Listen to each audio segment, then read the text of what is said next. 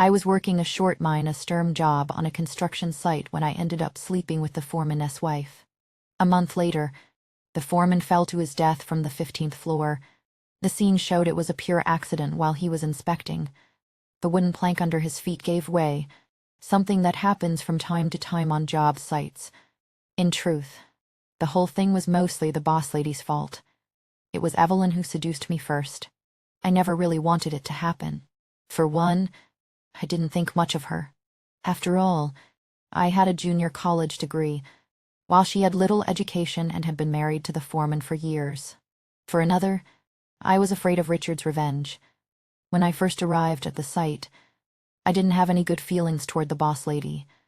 Everyone thought she wasn't exactly a faithful woman.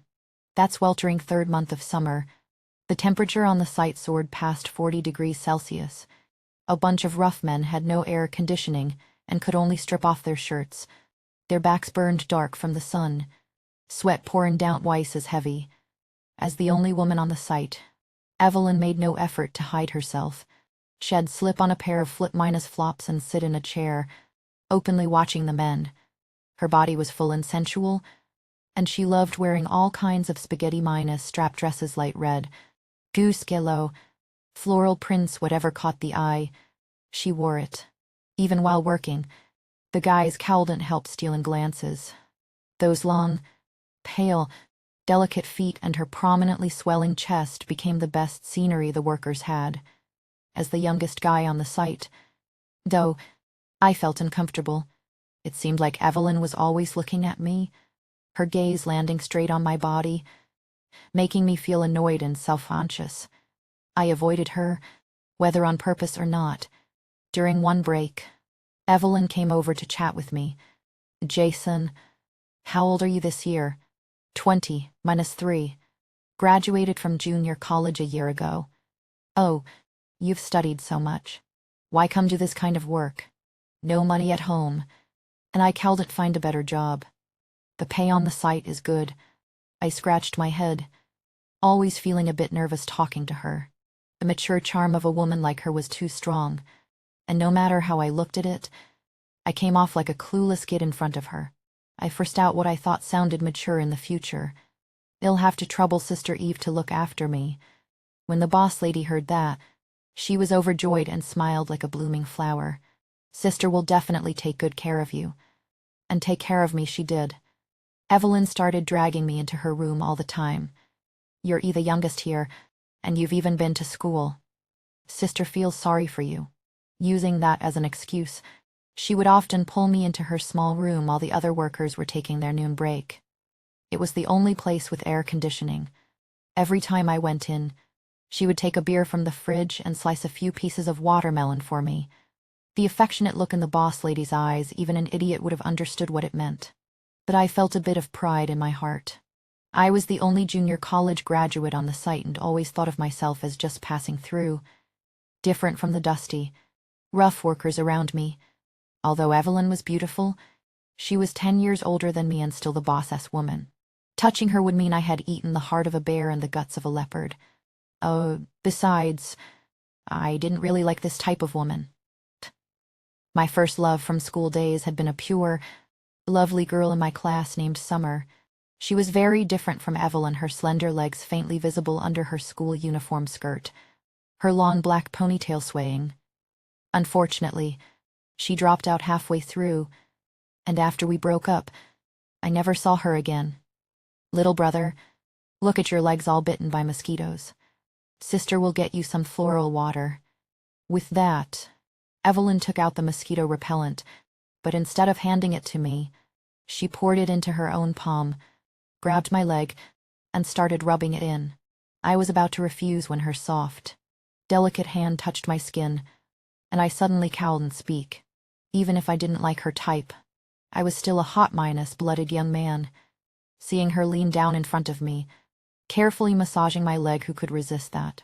Looking at the woman before me, I couldn't help thinking how much better it would be if it were Summer instead. "Jason, what kind of woman do you like?"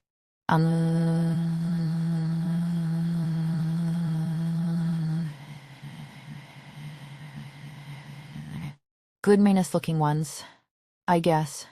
Then, do you think sister is good minus looking? Yeah, very good minus looking. I answered absently. So do you like sister too? Evelyn saw I was shy and went straight for it. I was wearing loose work shorts with wide openings. Her hand, still slick with the floral water, slowly slid up inside my pant leg. Sister Eve, this isn't right. I grabbed her hand, but I still didn't have the courage to push her away. Yet somewhere else had already answered the call. What's not right about it? You look down on me. I was about to reply when Richard's voice came from outside the door. I quickly stood up. When Richard pushed the door open, he happened to see me lifting the cabinet. This wardrobe was broken. I asked Jason to carry it out and get a new one. Evelyn stood to the side, looking perfectly calm, as if nothing had happened at all. Richard didn't suspect anything. He nodded at me. Thanks for the hard work, brother. He was a short, stocky, dark quinus-skinned man with a face full of rough features. Standing next to Evelyn, he looked just like Wu Lang and Pan Jinlian. After working construction for so long, the foreman had some connections in both the white and black worlds, and with so many men under him, I was genuinely a little afraid of him. Under their watchful eyes, I had no choice but to play along and carry the old wardrobe out. As soon as I set it down, a group of workers surrounded me with gossiping smiles. These past few days we keep seeing you go into the boss lady's room. What were you doing in there? Got something going on? Huh? Kids got some guts. I kicked out at them. Get lost. There's nothing going on. I was just helping Sister Eve with some work. The foreman was watching the whole time. So you didn't see anything? Seeing the curiosity and envy on their faces after all. Evelyn had only ever invited me inside. I couldn't help feeling a little smug. I made up a few lies to satisfy my mouth. Yeah, I saw. Sister Eve's underwear was hanging there. Man, the size was huge. Hearing this, the guys got excited and started discussing with wild fantasies. You guys think the boss lady looks so good. How did she end up marrying the foreman? The foremaness got good luck with women. Cut it out. You think HES the one getting the short end? I've worked with both of them for years. Let me tell you. Evelyn and the others were chatting about all sorts of gossip, and that's when I finally pieced together the full story of the Boss's family. Richard and his wife had come from out of town.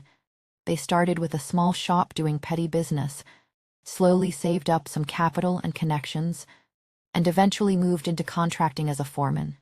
Evelyn came from a very poor family. Richard had paid a generous bride price and kept helping her relatives financially. Thanks to him, she now lived the comfortable life of a little boss lady. Most importantly, the two of them had been married for over 10 years but never had children. Evelyn's body simply couldn't conceive. Hearing this, everyone let out sighs of admiration. Richard really was a man of conscience. He had supported his wife's entire family and never even gotten an heir of his own. Yet he never complained. What a rare good man. Then someone joked, "Too bad she's so pretty but turns out to be barren land." Another shot back, "Come on, you don't even have a patch of fertile soil yourself." They horsed around for a bit before heading back to work. I hadn't expected Richard to look so plain, yet turn out to be such a decent guy. I couldn't help feeling a little sorry for her and thinking that Evelyn really didn't know how good she had it. The weather had turned hot, so we rested in the afternoons and worked at night. One evening we toiled until the early hours, and everyone was so exhausted they just dropped onto the ground and fell asleep right there. Then my phone dinged. It was a text from Evelyn. "Come in here. Sis needs your help with something." I glanced around at my sleeping co-workers and felt a bad premonition. This woman was trying to seduce me again. Was she? Still, I couldn't ignore an order from the boss lady. I crept quietly into her room, only to hear the sound of running water. She was actually taking a shower.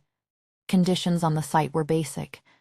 The foreman's small rest room had nothing but a faucet, with a piece of cloth rigged up as a makeshift bathroom curtain. At that moment she had only the most essential parts covered. Her smooth, fair shoulders and calves were fully exposed to my eyes. She stared at me with a seductive, flirtatious gaze, tempting me, making me unable to stop imagining what lay beneath those coverings. "Jason," she said in a voice dripping with allure, "I forgot my towel. Go find one for me outside. Will you?" My blood rushed hot. I panicked, completely losing my bearings. Every male instinct screamed at me to rush over and pin her down, yet my reason only made me despise her even more. Richard treated her so well, and here she was, again and again, doing things like this. If I ever married a woman this restless, I'd be wearing 100 green hats. I really felt sorry for Richard. With that thought, I didn't look at her again. I turned and bolted out the door, ignoring her calls behind me.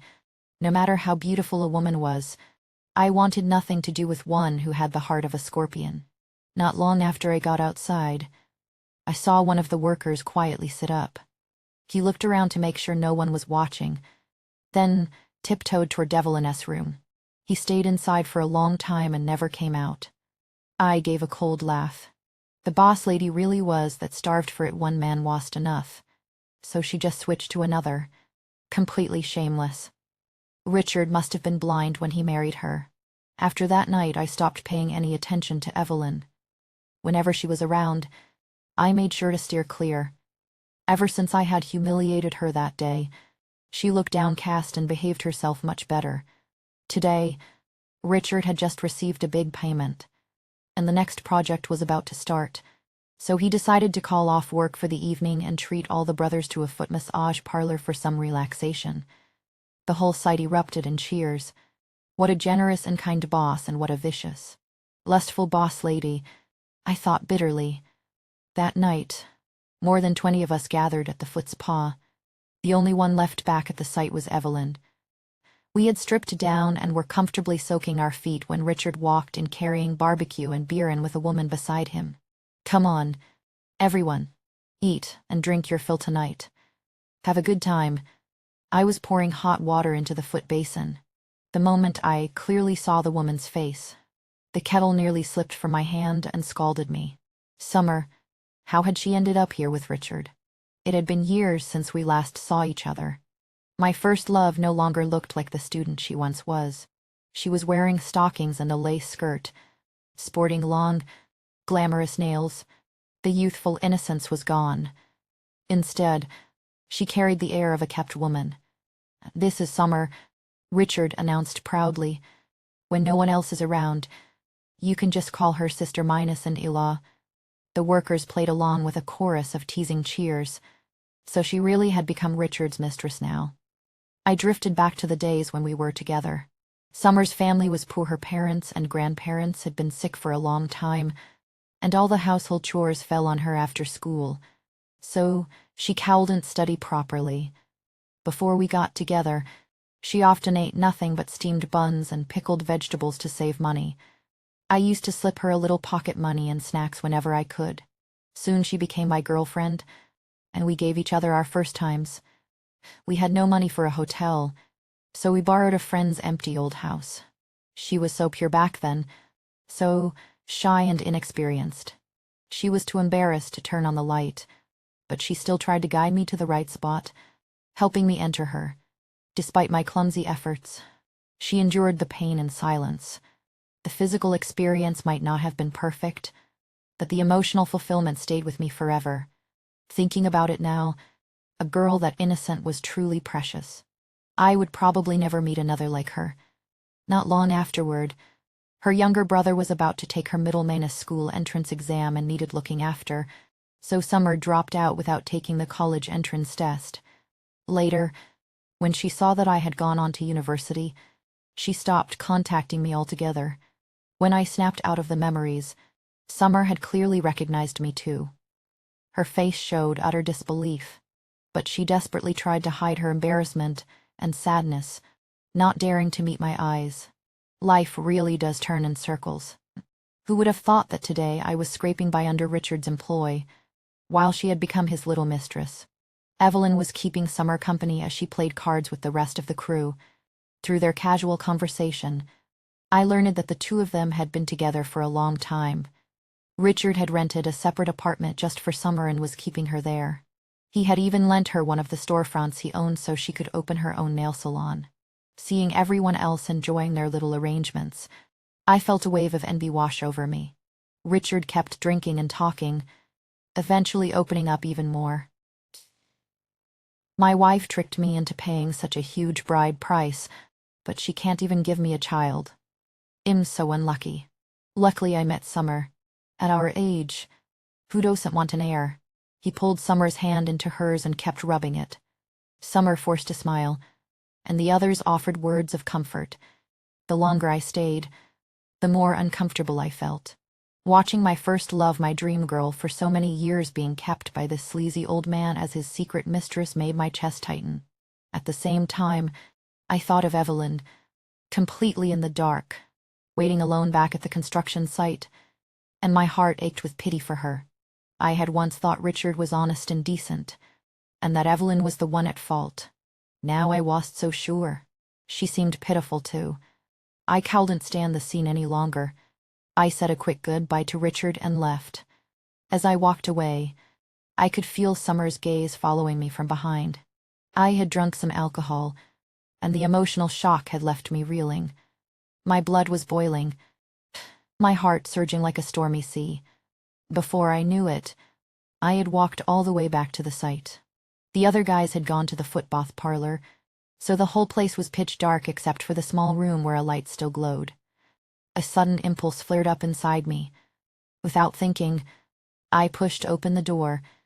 The image of my first being kept by that short, fat, ugly foreman burned in my mind, and all that rage and frustration poured out onto his wife.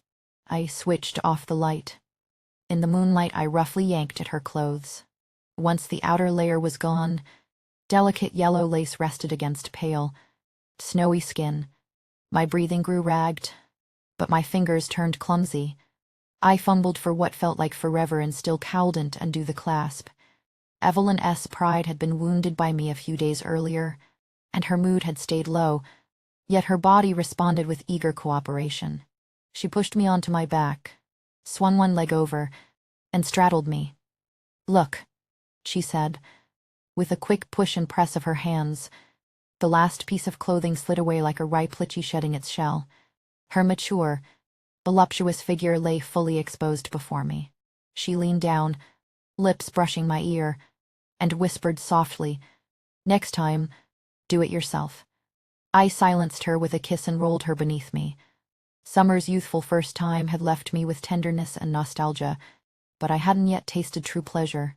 Only now, with this experienced beauty, did I understand what it meant to melt together completely. When the intoxicating haze finally ended, I held Evelyn in my arms on the bed. A sudden thought struck me. I didn't bring anything. The condom. Should I go buy you some morning minus after pills? The glow on Evelyn's face dimmed instantly. "Don't worry about it, little brother. I can't get pregnant." I was stunned into silence. So what they had said was true. Evelyn nodded. It seemed that was exactly why Richard had taken a mistress. I remembered what I had seen at the footbath parlor and wanted to warn her, but I didn't know how to begin. While I hesitated, I noticed that the hand stroking my chest also had beautifully done nails. "These nails look really nice," I ventured. "I got them done at Summer's nail salon." "Yeah, Richard keeps a woman outside. He even takes her with him when he goes out to have fun. I know all about it. It's not the first or second time." She toyed with her fingernails. "And you're not angry?" Evelyn gave a soft laugh, then reached over and turned on the bedside lamp. "What's there to be angry about? I wish I'd keep him away even more often." In the warm light of the lamp, I finally saw the shocking bruises: red, blue, purple streaks and patches hidden in the most private places. Blinded by lust earlier, I hadn't noticed them even during our most intimate moments. Staring at those marks, my heart ached so much I couldn't speak. It was twisted. I never would have guessed that the outwardly honest and decent Richard could be sexually abusing his own wife. Nestled in the crook of my arm, Evelyn began to tell me the story of her life with Richard. She came from a poor family in a province in the southwest. Her parents, desperate for a boy and unable to feed so many children, had married her off to Richard, who was 10 years older. Because she was young and beautiful, they demanded a large bride price, but gave her no dowry at all. It was little better than selling her. At the time, Richard's family wasn't wealthy either. They emptied their savings for the bride price. Once Evelyn was brought into the house, they naturally expected her to serve her wife, manage the household, and bear several healthy sons quickly. But after several years of trying, nothing happened. Evelyn went to the county hospital for a checkmana sup and learned she had a physical condition that prevented pregnancy. Her and Manus Laws wanted to divorce her, but Richard was captivated by her beauty. Besides, Evelyn had grown up taking care of a whole group of younger siblings and was excellent at running both home and family affairs. They couldn't just cast her aside, so the two of them continued living together. Later, they came to this area and Richard became the foreman. As their life grew more comfortable, his desire for an heir flared up again. Today it was summer, tomorrow it would be someone else. After a while, Evelyn stopped bothering to ask. It was that she had never thought of divorce, but she had nowhere to go afterward. Moreover, the family business they had built together was something she refused to hand over without a fight. That day on the construction site when I first saw you, she said, I thought, what a handsome young man. Suddenly, these days felt like they had hope again. Every single day, I looked forward to seeing you. I felt my face flush with embarrassment at her direct confession. I was completely caught off guard. So that was it ever since I arrived at the construction site. She had liked me. That day, when she tried to seduce me in the shower and failed, she called another man and out of wounded pride, just to get back at me. I only attended junior high for a year before dropping out. Back then, there were boys at school like you, gentle, clean miniskirt, with long, elegant fingers that twirled pens so gracefully. The moment they touched me, my whole body would go weak. But later, I felt I was no longer worthy of someone like that. As she spoke, she tilted her head up to look at me. Jason, do you also look down on me? I couldn't bear the look in her eyes and quickly denied it. At first I had been a little cold toward her, and tonight's impulsive act had partly been driven by Summer's provocation. But after hearing what she had been through, I felt a deep connection and wanted to comfort her. I leaned down and kissed her lips gently, this time nothing like the raw release from before. She stared at me in a daze, as if she couldn't believe I was being so gentle and tender. We began a second round of passionate lovemaking. No one knew that her body had already begun to change quietly. Evelyn and I had fallen into a secret, intense underground affair.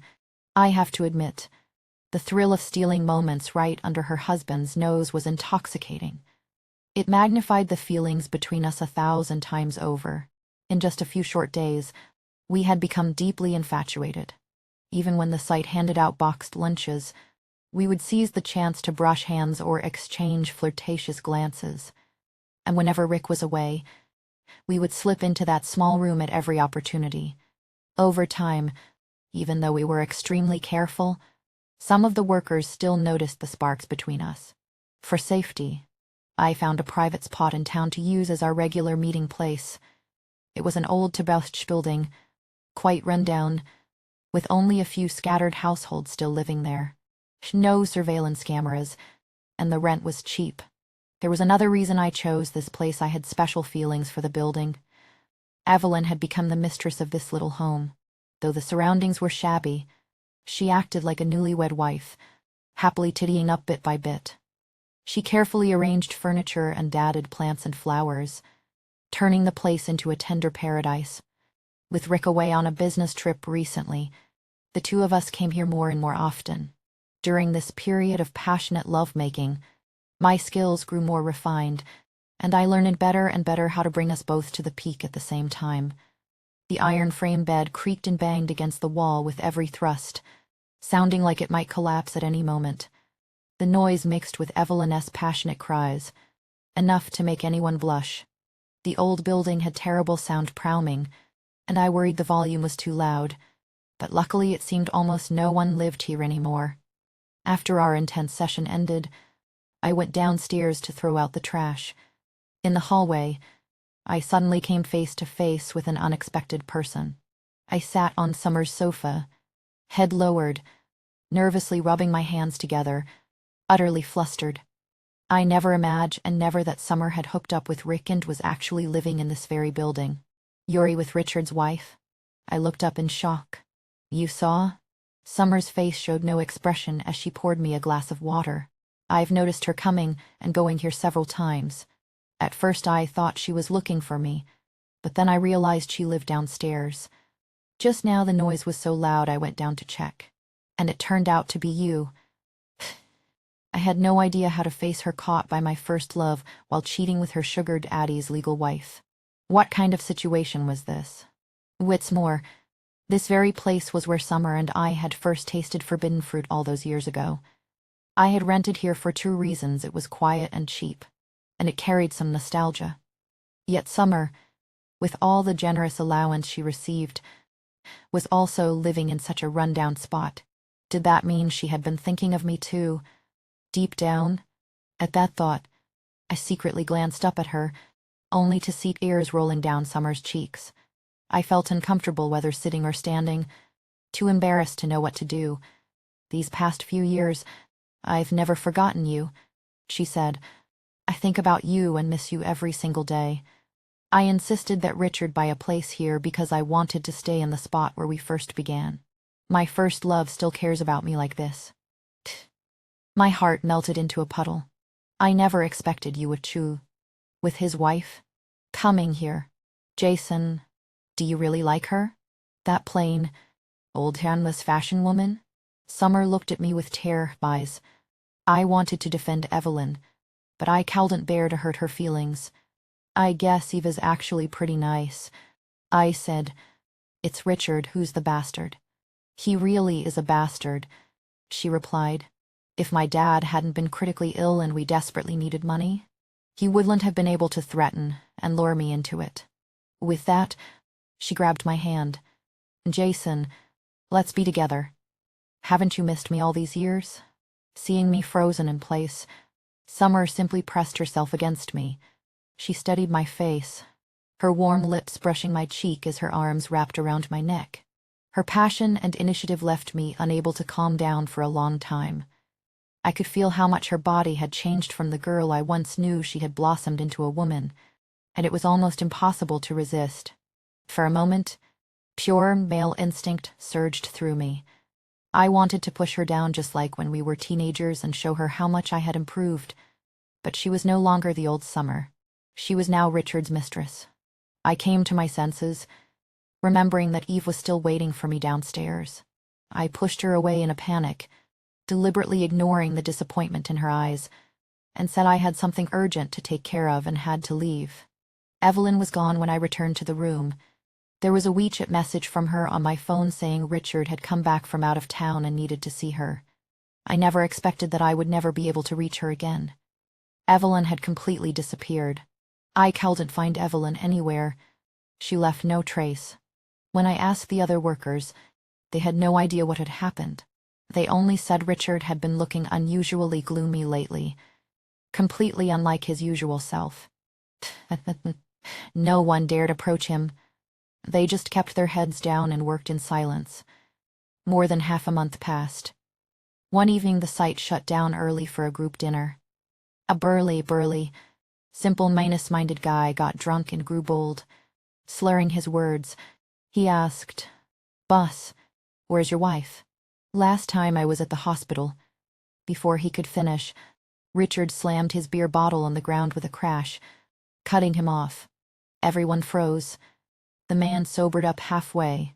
Richard's face had turned a deep red, twisted with fury, nothing like the gentle man who used to chat with Teacher Shan. "Whoever mentions that bitch again can get the hell off my site." Richard stood up and roared. The atmosphere turned ugly. He paused, took a breath, and forced his expression to calm slightly. "We're divorced. I'm officially telling everyone today. She's gone back to her hometown. Next month, Summer and I are getting married. You're all invited to the wedding banquet." With that, Richard stormed off. The moment he left, the others began whispering among themselves. When did the foreman secretly get divorced? I never heard a thing. Look at how he looked just now. He was probably cuckolded. Yeah, that makes sense. Otherwise, why would she sneak off back home?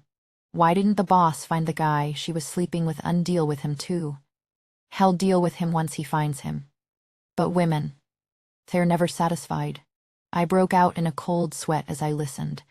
I had no idea so much had happened in just a few short days. If Richard had discovered Evelyn was cheating, why hadn't he found me? Why had she cut off all contact? And if he ever learned that I was the one who had been with both of his women, what would become of me?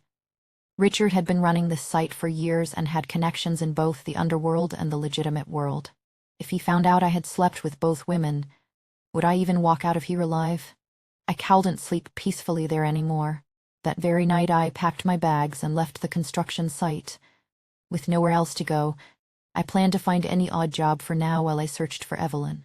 Luckily, a former co-worker had started running deliveries and got me in too. One day a batch of medical equipment needed to be delivered to a small private clinic. I loaded the tricycle and headed over. The clinic was incredibly run down, tucked away in a narrow, hidden alley.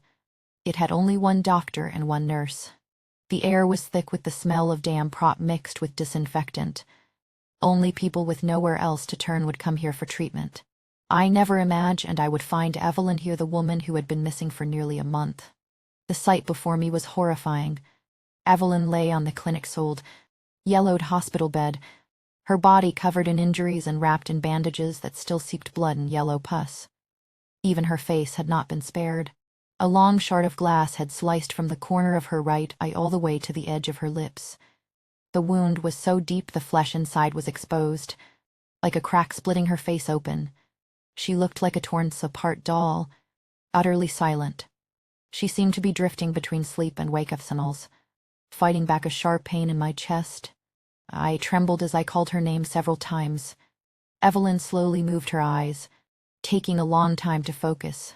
When she finally recognized me, her frail body suddenly shook violently. She struggled so hard that the IV'd rip in her hand was yanked out. Jason. I'm going to kill her. I'm going to kill her. My heart burned with anxiety. Eve, don't get worked up. What on earth happened? Did Richard do this to you? I quickly held her down to keep her from reopening her wounds. Jason, I was pregnant. I could get pregnant. Our child. I had a miscarriage. I'm going to kill her. Her scream was piercing, as if the flames of revenge were burning out from her wounds. I sat in the chair, repeatedly trying to process the shock. So Richard hadn't discovered that she and I were having an affair. He had found out through a medical checkup that Evelyn was pregnant. It turned out she wasn't infertile at all. It was Richard. Yet he had deceived her for 10 years, beating her the whole time. It turned out I had already had a child. I hadn't even known it existed before it was beaten to death. I leaned over and held her tightly, unable to stop my tears from falling. After leaving the ward, I paid the remaining fees and went to ask the doctor about Evelyn's condition. Her injuries are very serious. Besides the external wounds, there is damage to her uterus and internal organs. She probably won't be able to get pregnant again in this lifetime. She needs to be transferred to a proper hospital as soon as possible. The treatment cost. You should prepare around 500,000 or 600,000. I gripped the medical records tightly in my hand.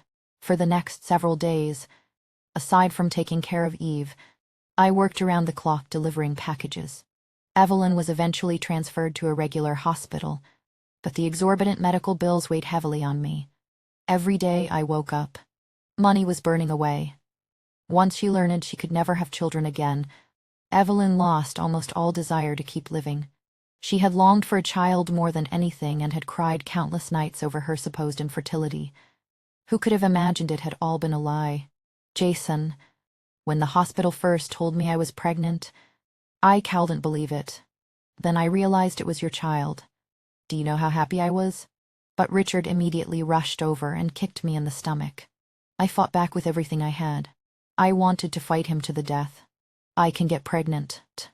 I can have children. That beast deceived me for so many years. The sound of his sobbing echoed through the hospital ward and hallway.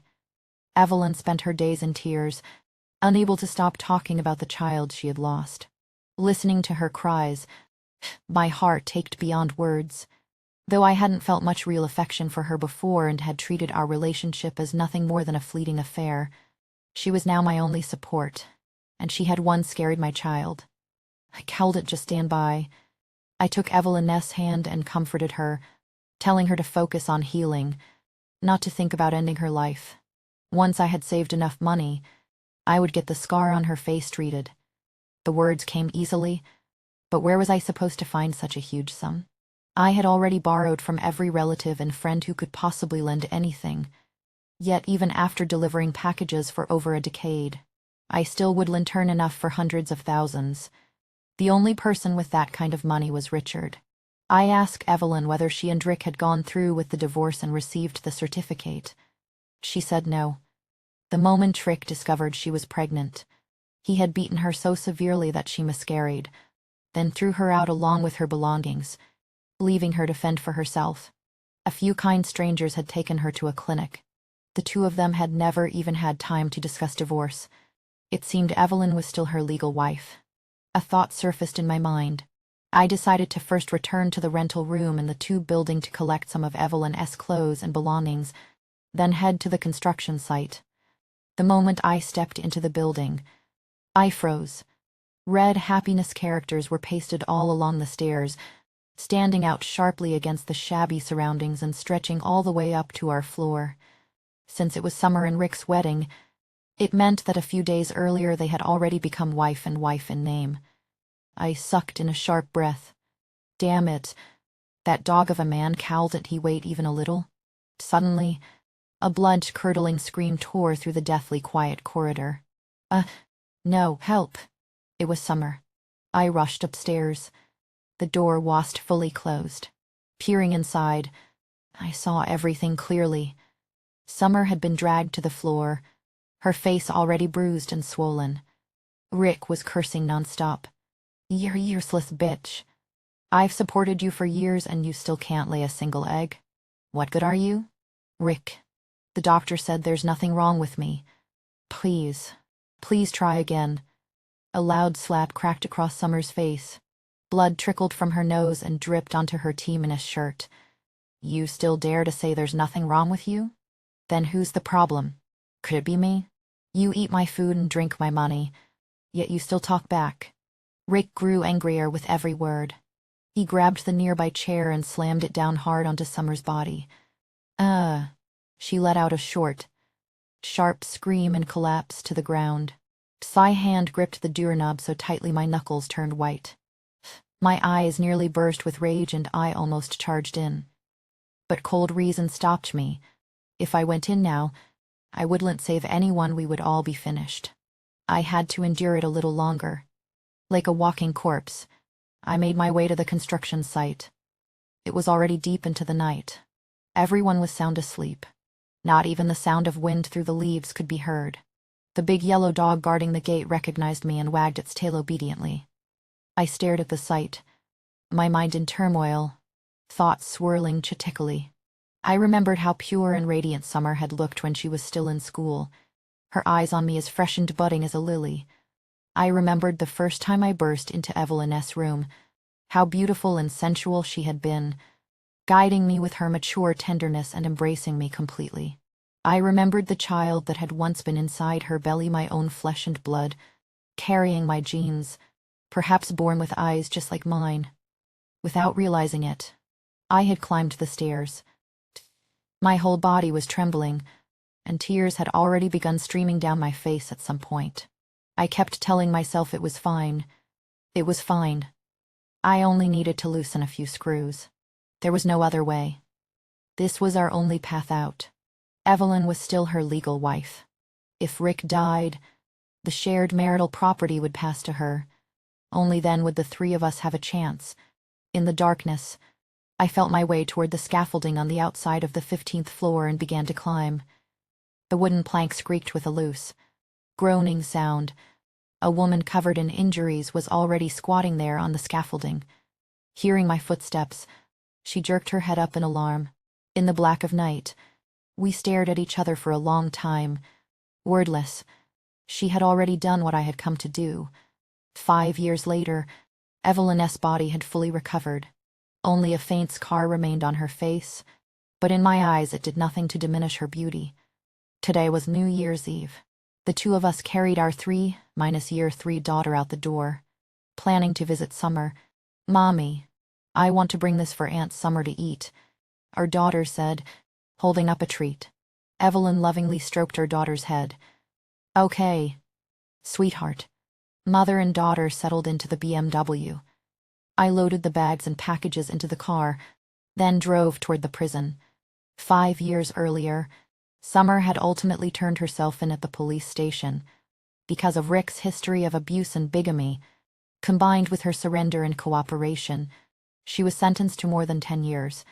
The inheritance Rick left behind paid for Evelyn's treatment. To take care of her, the two of us remarried. We used that money to start a construction company, and life has only gotten better since. After seeking treatment far and wide at great expense, Evelyn finally became pregnant again. She is a truly good woman. She never blamed Summer and often brought the whole family to visit her. On New Year's Eve, Summer saw us inside the prison and looked genuinely happy. Our daughter spoke in her sweet, milky voice, "Auntie, you have to come out soon so we can all be together as a family." Tears welled up in Summer's eyes, but she forced a smile.